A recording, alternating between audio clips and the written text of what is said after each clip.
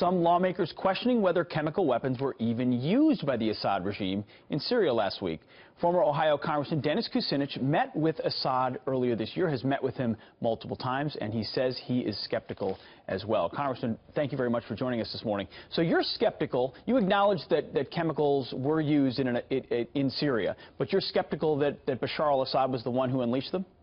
Well, I agree with Representative Gabbard that we should have had an investigation here and then made a determination as to who was responsible.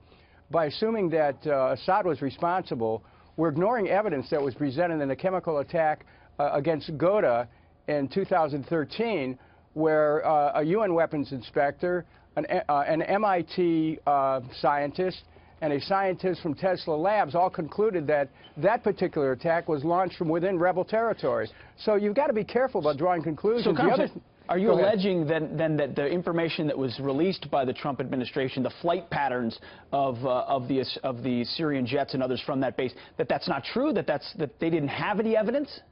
Well, keep this in mind. The flight patterns could have been correct, except suppose the gas was released on the ground after the attack. See, these are the kinds of things that an investigation would show. But have rebels been shown to use gas in Syria? Yes. I mean, chemical attacks on the scale of which Assad has already been shown to use? Because you would acknowledge that Assad has used chemical weapons on his own people before, correct? I would not acknowledge that. You would not. So why was Russia told in 2013 to assist in making sure Assad removes all these chemical different. weapons? It's one thing to have chemical weapons, another thing to use them. Russia was told that. You're 100% right. And in an interview that I did with Assad for Fox News, Assad said that he was getting rid of these weapons. So here's the thing.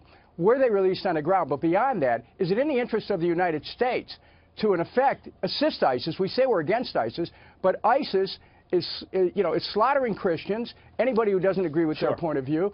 Why are we helping ISIS? And also Saudi Arabia, which the president met with, was responsible for 9/11. Saudis are players here. Well, and why are we helping the people who helped bring about 9/11? I don't understand it. You're asking some fair questions about what the end game looks like. I don't think anyone could acknowledge that America willingly wants to help al-Qaeda or ISIS. The question is, Assad is a brutal dictator who we do have evidence, has gassed his people.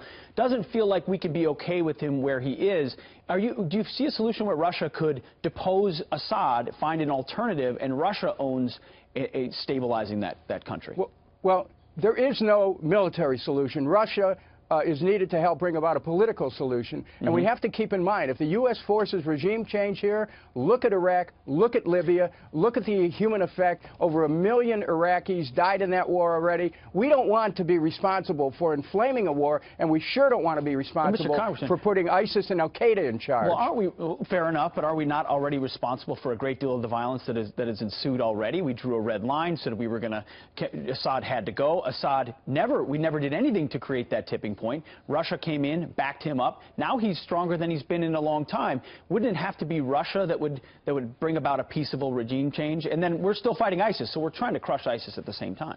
Keep this in mind. The U.S. and Russia worked together to bring about a ceasefire back in October, and that happened. Mr. Kerry and Mr. Lavrov met, and they said, okay, we're going to have a ceasefire. But unfortunately, a bombing attack by the U.S. on a Syrian barracks broke that agreement. I just want to tell you something. Peace is possible, but if somebody has the agenda of regime change, it's going to be a nightmare. And not only that, I don't want my country helping those who are responsible for 9/11 take over another country. Well, there's a lot of nightmares going on over there, from ISIS to the Assad regime, no doubt, and no one wants to unleash another ISIS 2.0 or 3.0. The question is, can you get rid of Assad without allowing ISIS or its allies to be in charge? That's an open question, and I think that's a lot of the question you're raising as well. Congressman, thank you very much for your insight this morning. Thank you.